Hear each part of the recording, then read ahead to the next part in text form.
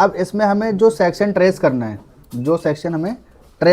तो उसके लिए हमें क्या करना पड़ता है, लैपटॉप में कंट्रोल प्लस F के बटन को या इसके आसपास जो कंपोनेंट लगे हुए हैं जो इससे जुड़े हुए हैं उनके नाम लिख सकते हो। तो हमने यहाँ पे लिखना है CN14 लेना, CN14। बैटरी से लैपटॉप चल नहीं रहा है, चार्जर निकाला तुरंत बंद हो गया, लेकिन बैटरी सही है, आपने नई भी लगा रखी है सारी चीज़ें। तो फिर यहाँ आ जाओ, ये बैटरी की लाइन जा रही है।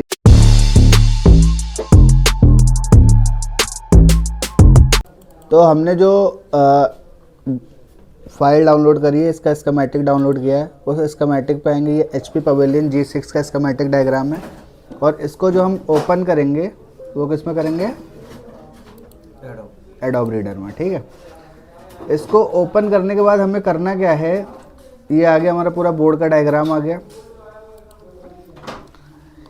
R23 AMD का मदरबोर्ड है, ठीक है। और इसके अंदर जो चिप लग रही है वो AMD की चिप लग रही है, ये सारा यहाँ पे AMD दे रखा है। अब इसमें हमें जो सेक्शन ट्रेस करना है, तो उसके लिए हमें क्या करना पड़ता है, लैपटॉप में कंट्रोल प्लस F की बटन को प्रेस करोगे तो यहाँ पे फाइंड आ जाएगा, कंट्रोल F, फाइंड आ गया। अब जैसे कि हमें सेक्शन चेक करना है वोल्टेज इन सेक्शन, हमारे लैपटॉप का जो पहला सेक्शन होता है वोल्टेज इन सेक्शन होता है। तो आपको पता होना चाहिए कि हमारा वोल्टेज इन सेक्शन होता कहाँ पर है। वोल्टेज इन सेक्शन हमारा बैटरी और चार्जिंग कनेक्टर के नियर बाई होता है। अगर आपके पास कोई लैपटॉप है और उसमें आपको वोल्टेज इन सेक्शन पता करना है तो आपको सबसे पहले चार्जिंग कनेक्टर ढूंढना पड़ेगा, देन बैटरी कनेक्टर ढूंढना पड़ेगा। ये अगर मिल गया तो ये पूरा आपका वोल्टेज इन सेक्शन हो गया, पीछे भी होगा और फ्रंट में भी होगा, ठीक है, टॉप में भी बॉटम में। अब हमें क्या करना है, जैसे कि हमें चाहिए वोल्टेज इन सेक्शन का डायग्राम स्कीमेटिक में, तो आपको क्या करना है, जो ये चार्जर का कनेक्टर नंबर यहाँ पे देखो लिख रखा है CN14, दिख रहा है, लिखा हुआ है, दिख रहा है भाई, CN14 लिख सकते हो, या इसके आसपास जो कंपोनेंट लगे हुए हैं जो इससे जुड़े हुए हैं उनके नाम लिख सकते हो। तो हमने यहाँ पे लिखना है CN14 लेना, CN14, ठीक है। ये अपने आप सर्च करेगा, ये आ गया CN14। अब इसको हम क्या करेंगे, इसको थोड़ा सा जूम कर लेते हैं, ठीक है। जूम करने के बाद हम यहाँ से ये ले लेते हैं, ये देखो लिख रहा है CN14। अब ये जो हमारा CN14 है ये टोटल 8 पिन का है, कितने पिन का है, और 8 पिन की डिटेल इसमें आपको दिख जाएगी। 8 पिन की डिटेल क्या क्या है, जैसे कि अगर हम बात करते हैं इसमें पिन नंबर 1 और 2, एक कहाँ है इसकी, हाँ, ये 1 और 2 ये LED1 LED2। LED क्या होता है कि जैसे कि आपके चार्जिंग कनेक्टर में LED लगी होती है, एक येलो ग्लो करती है रेड और एक वाइट ग्लो करती है, जो चार्जिंग का इंडिकेशन देती है कि लैपटॉप चार्ज हो रहा है या फुल हो गया है। तो चार्जिंग LED की 2 लाइनें, पिन नंबर 1 और 2। 4 नंबर ग्राउंड है, ग्राउंड से कनेक्ट है, ठीक है। और पिन नंबर 3 है एडाप्टर ID, AD एडाप्टर की ID, यानी कि जो आप लैपटॉप के अंदर चार्जर लगाओगे उसकी एक पर्सनल ID होती है, और ये ID जाएगी आपके सुपर IO में, देन उसके बाद ही आपका लैपटॉप चार्ज होता है। अगर एडाप्टर ID मैच नहीं करती तो लैपटॉप चार्ज नहीं होगा। डेल के बहुत सारे मॉडल है जिनमें दिक्कत आती है, अगर आप कोई दूसरा एडाप्टर लगा दोगे ना तो वहाँ पे एक मैसेज आ जाता है एडाप्टर कैन नॉट डिटरमाइंड। तो उस कंडीशन में आपको सेम एडाप्टर देना पड़ता है, क्योंकि हर एक एडाप्टर में एक उसकी ID होती है, ठीक है। ये हमारी VDD, ये हमारी इनपुट वोल्टेज है जो मेन 19 वोल्ट जाएगी, ये VDD। और ये 2 पिनें आपकी हो रखी हैं ग्राउंड, ये 2 पिनें हो रखी है आपकी ग्राउंड, 5 और 6।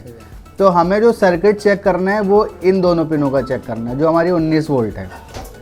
अब सबसे पहले आपको पता होना चाहिए कि जो हमारा कॉमन पॉइंट होता है उसका काम क्या होता है, जो हमारा कॉमन पॉइंट है उसका काम क्या होता है, और ये वोल्टेज इन सेक्शन किस तरह से काम करेगा। तो वोल्टेज इन सेक्शन को काम करने के लिए मैं आपको बोर्ड में एक बार दिखाता हूँ। अब इस वोल्टेज सेक्शन का काम क्या होता है, इस वोल्टेज सेक्शन का काम ये होता है कि जैसे कि लैपटॉप आपका चार्जर से कनेक्ट है, आपने लैपटॉप में चार्जर लगा रखा है, तो आपकी बैटरी चार्ज होगी और लैपटॉप पूरा चार्जर पे वर्क करेगा। जैसे ही आप चार्जर निकाल दोगे लैपटॉप पूरा बैटरी पे वर्क करने लगता है। अब क्या होता है, इन दोनों की सप्लाई एक पॉइंट पे जाके मिलती है जाके, और उस पॉइंट को हम नाम देते हैं कॉमन पॉइंट। जब आप चार्जर लगाओगे तो आपको यहाँ पे 19 वोल्ट मिलेगी, और जब आप बैटरी लगाओगे तो यहाँ पे 19 वोल्ट मिलेगी, और यहीं से 19 वोल्ट पूरे बोर्ड में जाती है। इस सेक्शन से प्रॉब्लम क्या क्या आती है? इस सेक्शन से प्रॉब्लम यह आएगी कि आपकी बैटरी चार्ज नहीं होगी, या बैटरी बैकअप नहीं देगी, या सम टाइम क्या होगा, लैपटॉप आपका डेड हो जाएगा। डेड क्यों हो जाएगा? क्योंकि अगर ये 19 वोल्ट की लाइन में शॉर्टिंग आ गई तो लैपटॉप डेड हो जाएगा। तो अब ये सेक्शन होता कैसे कैसे, बैटरी की सप्लाई इस पे कैसे आएगी और चार्जर की सप्लाई इस पे कैसे कैसे आएगी, वो मैं आपको इसमें दिखाता हूँ। ठीक है, तो एक बार ही देखते हैं।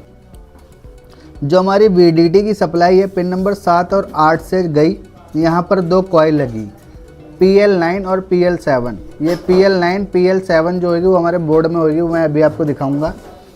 2 कॉइल पर सप्लाई की और कॉइल पे सप्लाई जाने के बाद ये आ गई हमारी मॉसफेट पे। ये जो PQ से डिनोट किया जा रहा है ये हमारा मॉसफेट है। क्या है?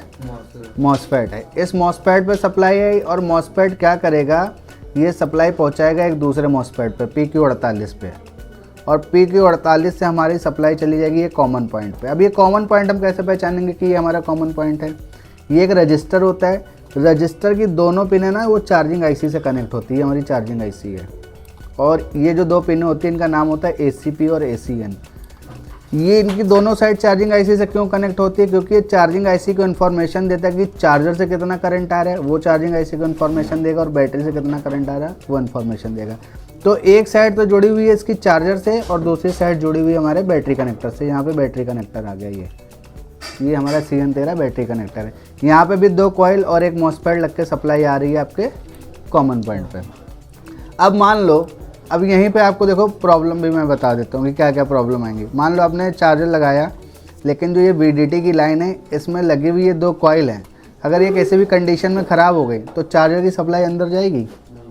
नहीं जाएगी। तो लैपटॉप चार्ज होगा? नहीं होगा, बैटरी चार्ज ही नहीं होगी। तो आपने ये चीज़ देखनी है।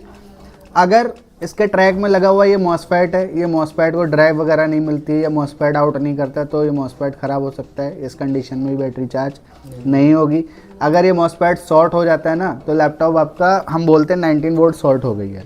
19 वोल्ट शॉर्ट हो गई, जब आप पावर बटन दबाओगे हल्की सी LED ब्लिंक होगी, लैपटॉप बंद हो जाएगा। वो शॉर्टिंग की कंडीशन होती है। तो हम चार्जिंग की लाइन को चेक करते हैं यहाँ तक जो भी कंपोनेंट होंगे, जैसे एक ये मॉसफेट है, एक ये मॉसफेट है, एक ये डायोड लगा हुआ है, और ये 2 कॉइल है, 4-5 कंपोनेंट चेक करेंगे, जो भी फॉल्टी होगा वो हमें पता चल जाएगा। ठीक है।